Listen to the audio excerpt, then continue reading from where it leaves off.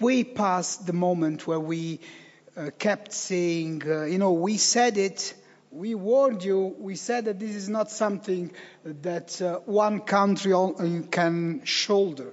So Austria is saying the same. So it's past that. Serbia, who is not an EU member state, said it. Serbia asked for a common European policy on this. So that should tell us something about the job we need to do, and that relates to all the things that you raised during the introduction, your introduction, but by Atsa.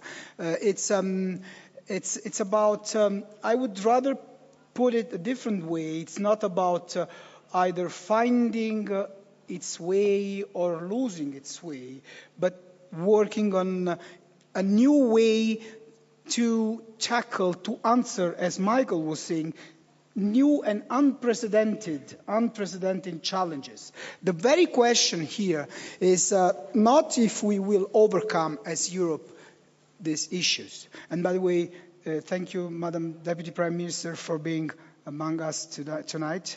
It shows great solidarity.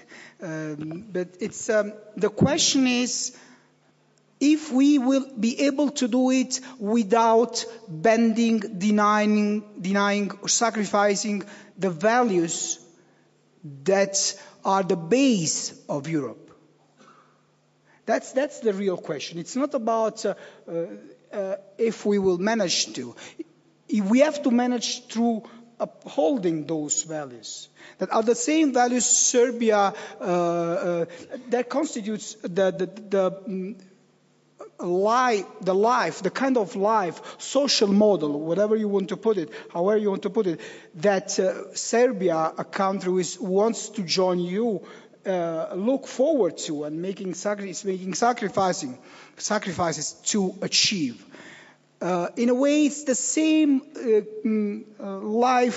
kind of life that refugees, as Michael said, fleeing from war zones are searching for. So the paradox here is that it's us, the European Union citizens, us, who've been experiencing for 60 years,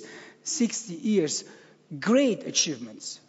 Common market, Euro, Schengen. So it's us who are becoming less and less aware of what we have accomplished, and less perhaps confident in the fact that Europe, still is the best answer to our questions.